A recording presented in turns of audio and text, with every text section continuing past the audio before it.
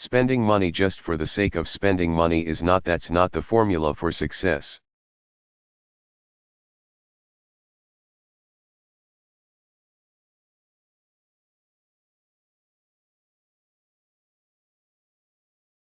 But if the money is being spent on what we talked about, early childhood education,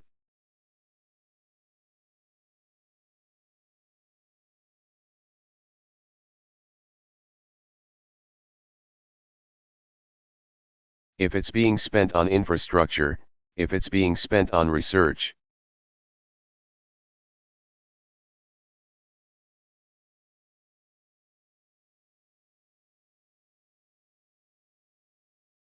if it's being spent on building skills for workers, those are good investments.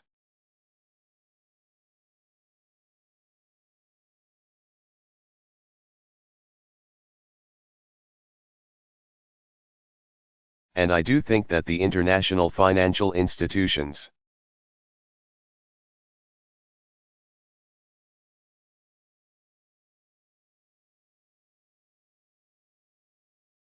have to accommodate the interests of countries who have a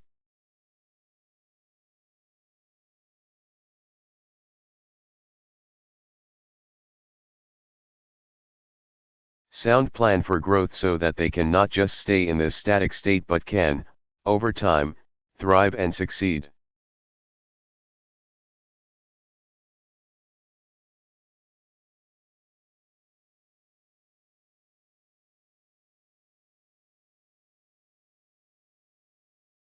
And the way that's going to happen is because of outstanding young leaders like you.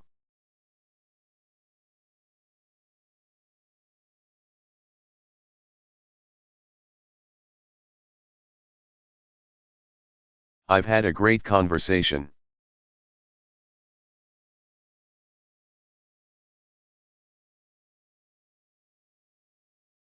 Thank you, Jamaica.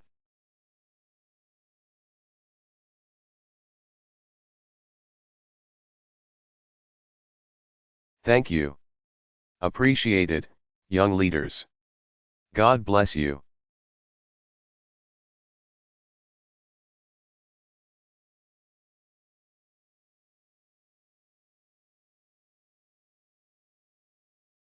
Barack Obama.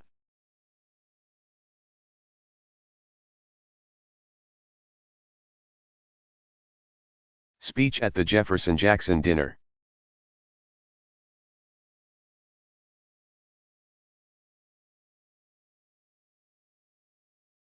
Delivered November 10, 2007, Veterans Memorial Auditorium, Des Moines, Iowa.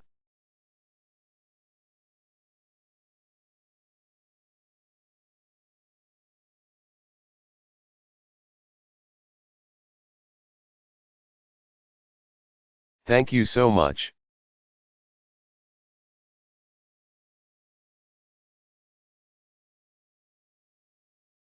To the great Governor of Iowa and Lieutenant Governor of Iowa, to my dear friend Tom Harkin for the outstanding work that he does.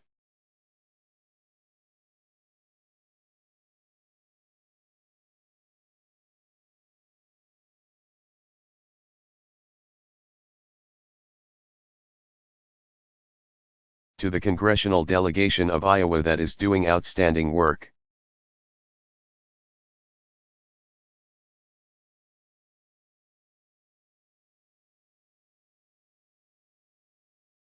And to Nancy Pelosi, Madam Speaker, thank you all for the wonderful welcome and the wonderful hospitality.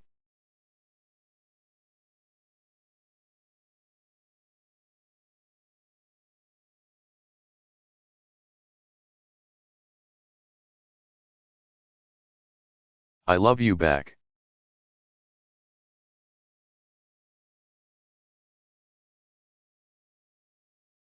To audience.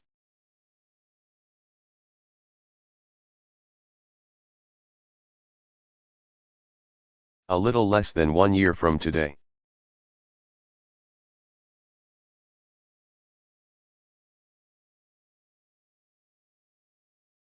You will go into the voting booth and you will select the President of the United States of America.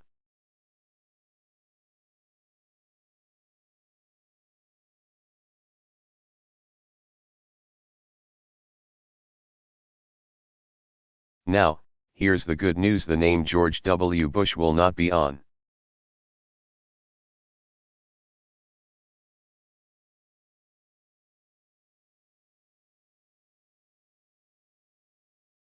the ballot. The name of my cousin Dick Cheney will not be on the ballot.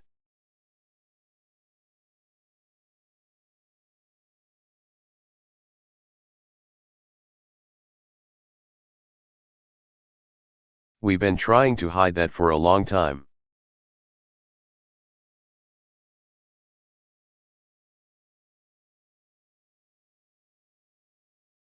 Everybody has a black sheep in the family.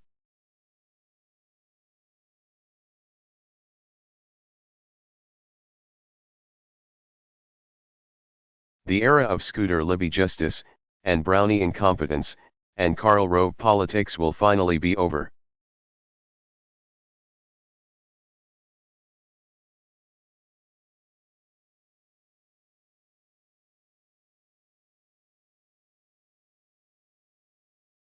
But the question you're going to have to ask yourself when you caucus: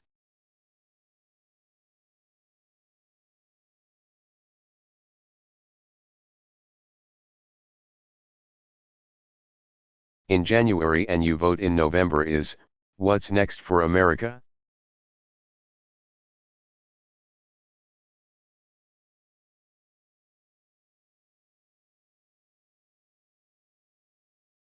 We are in a defining moment in our history.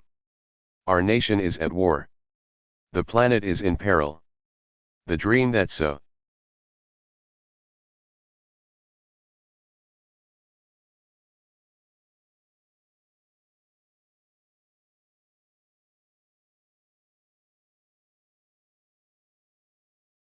many generations fought for feels as if it's slowly slipping away.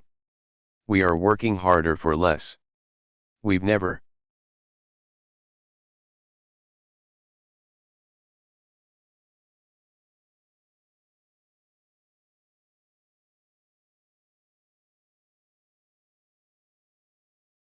paid more for health care or for college.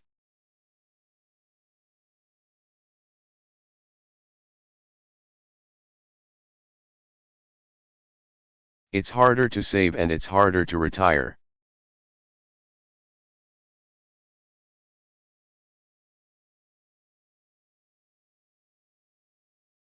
And most of all, we've lost faith that our leaders can or will do anything about it.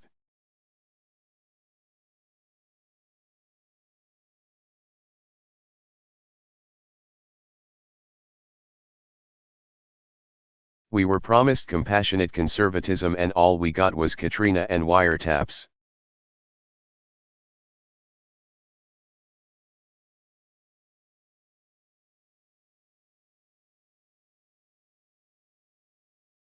We were promised a uniter.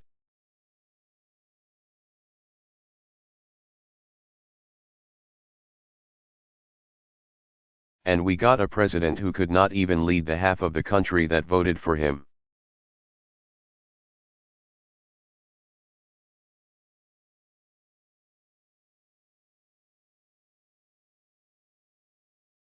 We were promised a more ethical and more efficient government.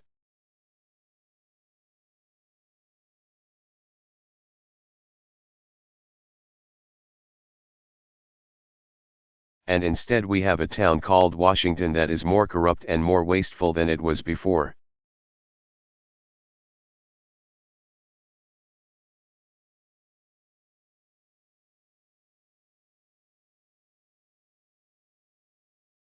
And the only mission that was ever accomplished is to use fear and falsehood to take this.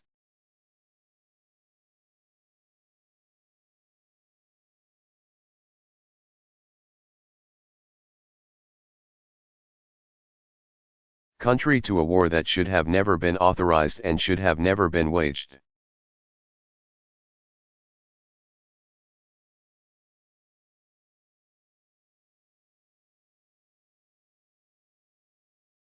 It is because of these failures that America is listening, intently, to what we say here today, not just Democrats.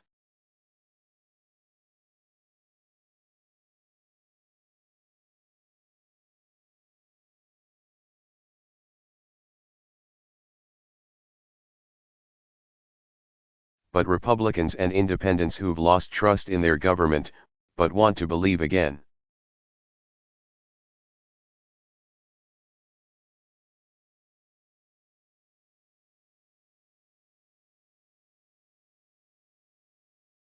And it is because of these failures that we not only have a moment of great challenge,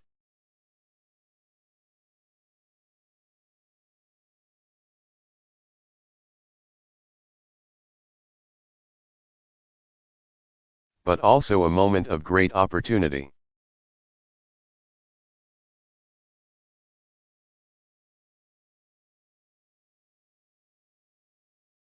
We have a chance to bring the country together in a new majority to finally tackle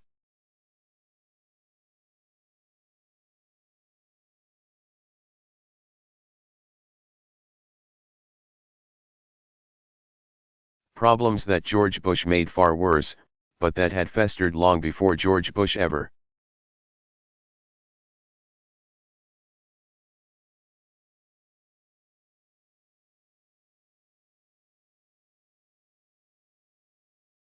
took office, problems that we've talked about year after year after year after year.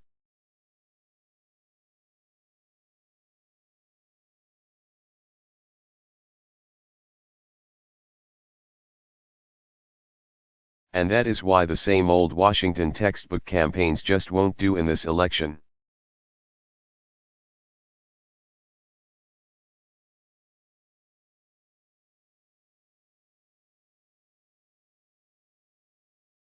That's why not answering questions cause we are afraid our answers won't be popular just won't do.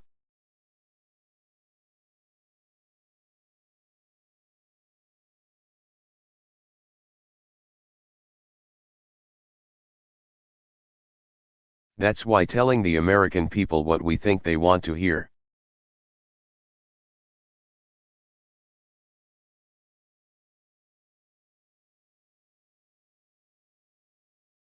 Instead of telling the American people what they need to hear just won't do.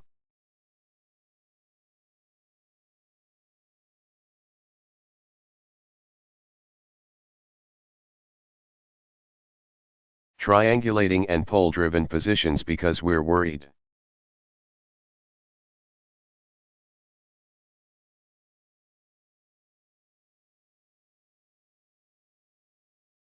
about what Mitt or Rudy might say about us just won't do.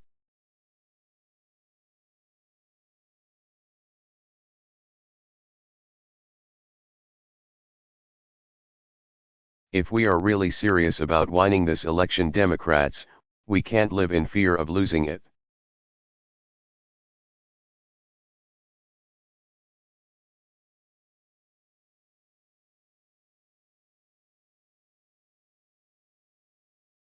This party, the party of Jefferson and Jackson, of Roosevelt and Kennedy, has always made the biggest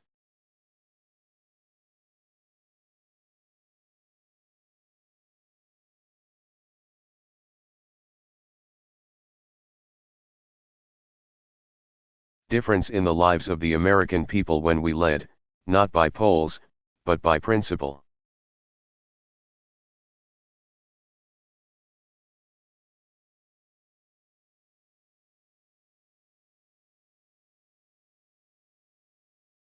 Not by calculation, but by conviction, when we summoned the entire nation to a common purpose, a higher purpose.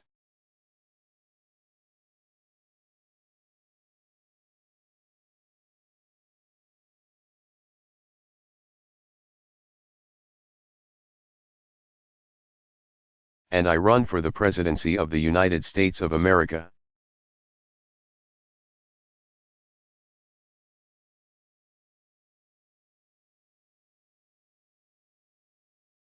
Because that's the party America needs us to be right now.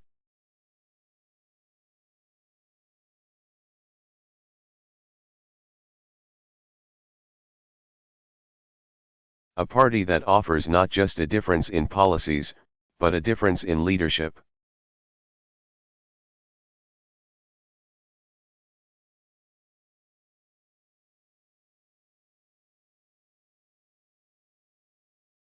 A party that doesn't just focus on how to win but why we should.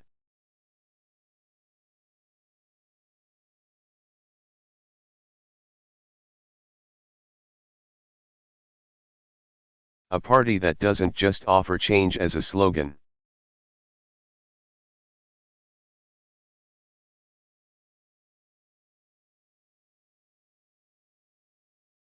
But real, meaningful change that America can believe in.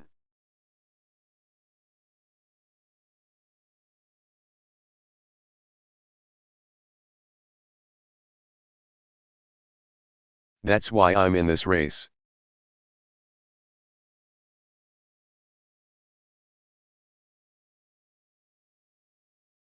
That's why I am running for the presidency of the United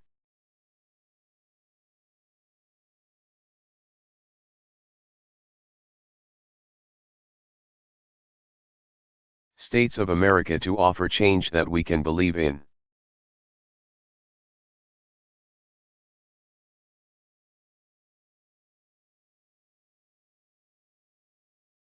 I am in this race to tell the corporate lobbyists that their days of setting the agenda in Washington are over.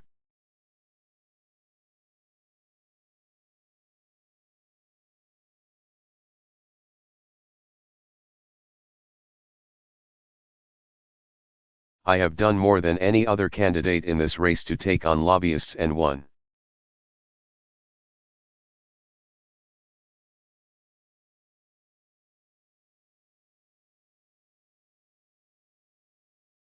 They have not funded my campaign, they will not get a job in my White House.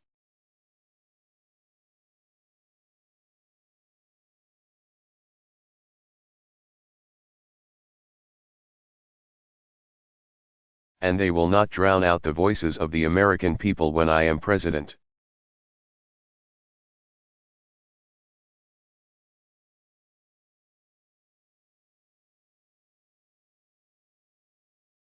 I'm in this race to take those tax breaks away from companies that are moving jobs.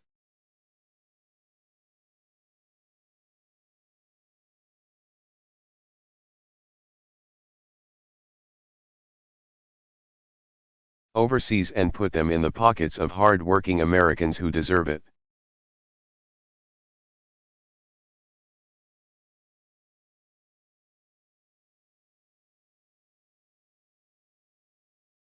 And I won't raise the minimum wage every 10 years. I will.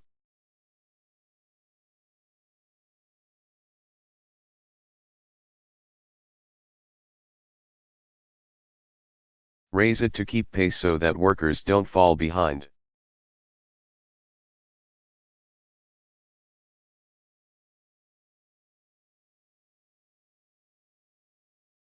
That is why I am in it.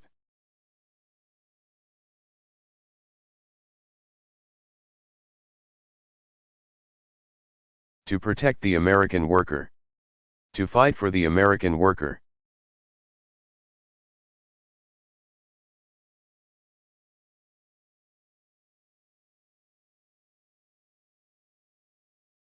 I'm in this race because I want to stop talking about the outrage of 47 million.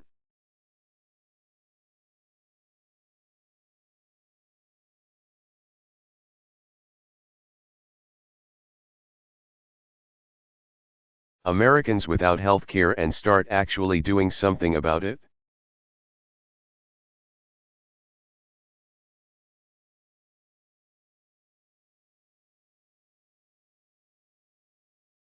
I expanded health care in Illinois by bringing Democrats and Republicans together.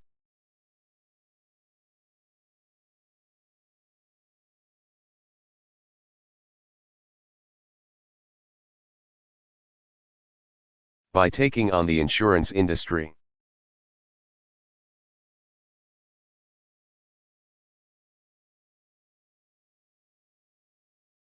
And that is how I will make certain that every single American in this country has health.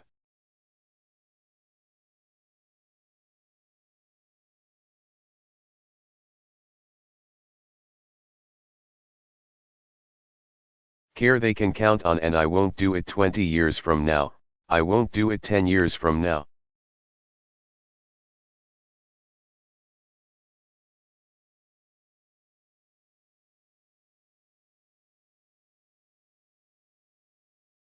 I will do it by the end of my first term as President of the United States of America.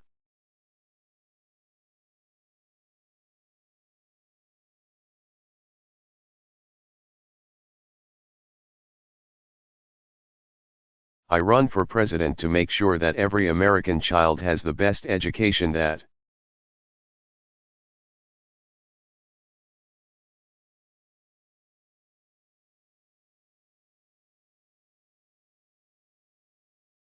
we have to offer from the day they are born to the day they graduate from college.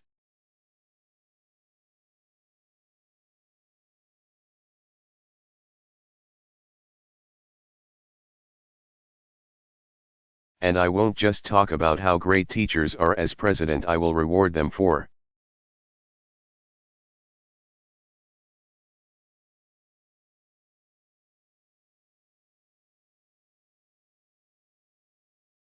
their greatness by raising salaries and giving them more support. That's why I'm in this race.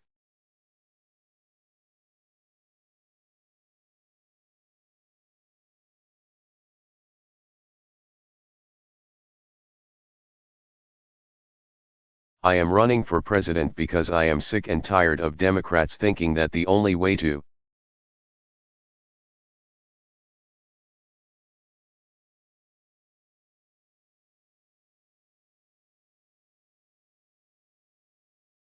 look tough on national security is by talking, and acting, and voting like George Bush Republicans.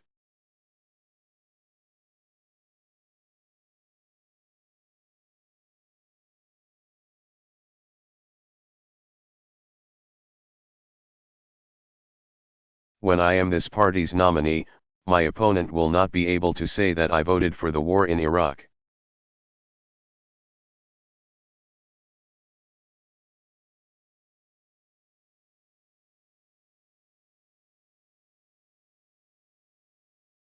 Or that I gave George Bush the benefit of the doubt on Iran.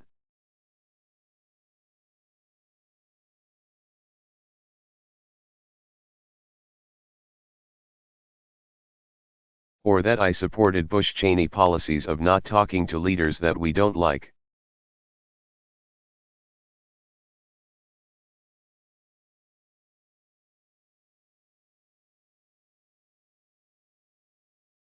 And he will not be able to say that I wavered on something as fundamental as whether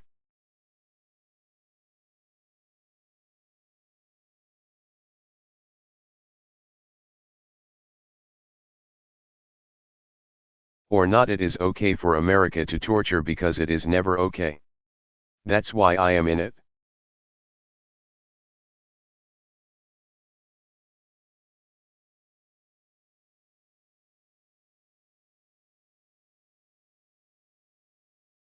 As president, I will end the war in Iraq.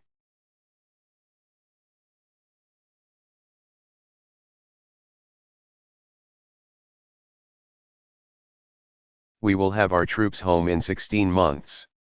I will close Guantanamo.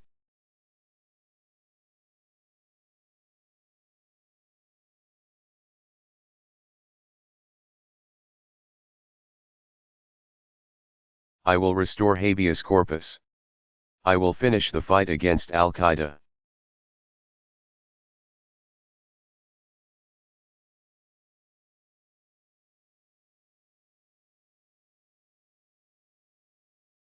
And I will lead the world to combat the common threats of the 21st century: nuclear weapons and terrorism.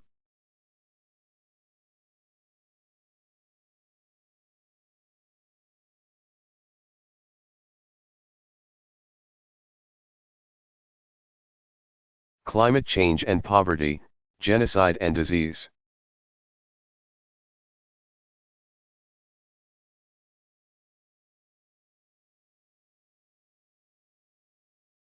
And I will send once more a message to those yearning faces beyond our shores that says,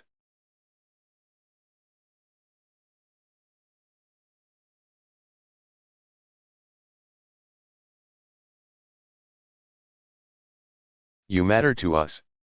Your future is our future. And our moment is now.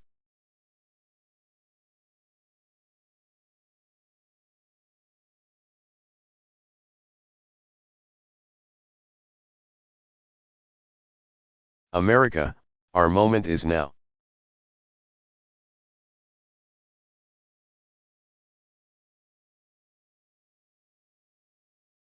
Our moment is now. I don't want to spend the next year or the next.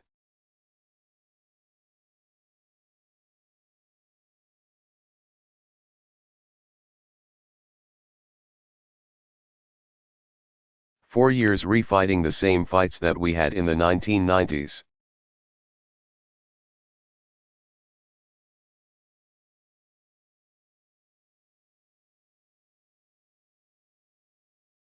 I don't want to pit red America against blue America, I want to be the President of the United States of America.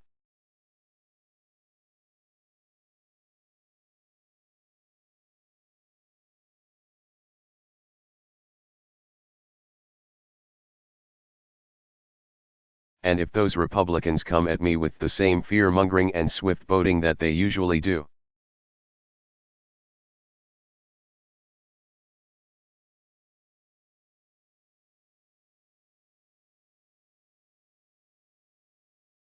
then I will take them head on.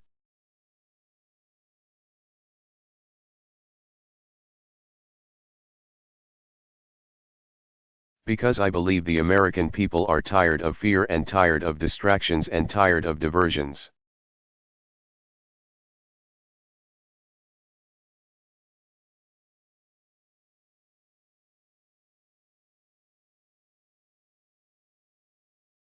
We can make this election not about fear, but about the future.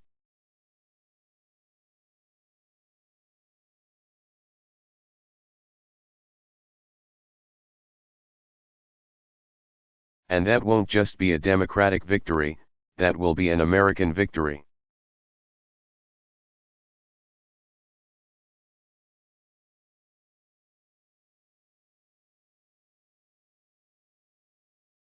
And that is a victory America needs right now.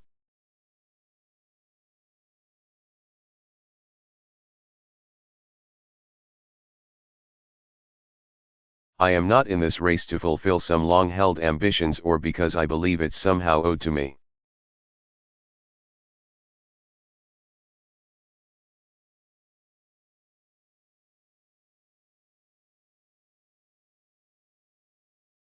I never expected to be here, I always knew this journey was improbable.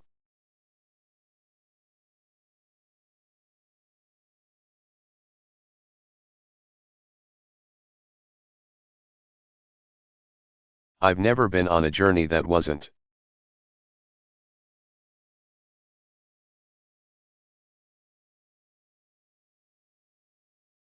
I am running in this race because of what Dr.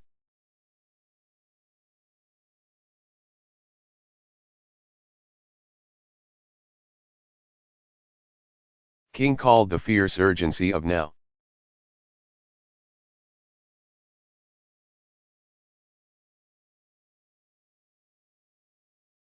Because I believe that there's such a thing as being too late.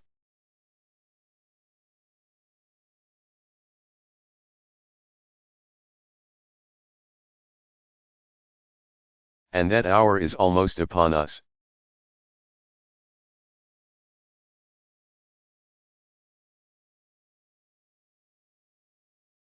I don't want to wake up 4 years from now and find out that millions of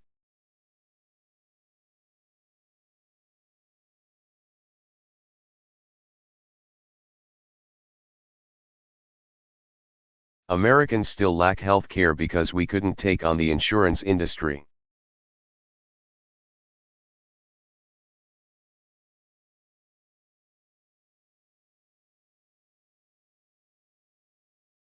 I don't want to see that the oceans have risen a few more inches.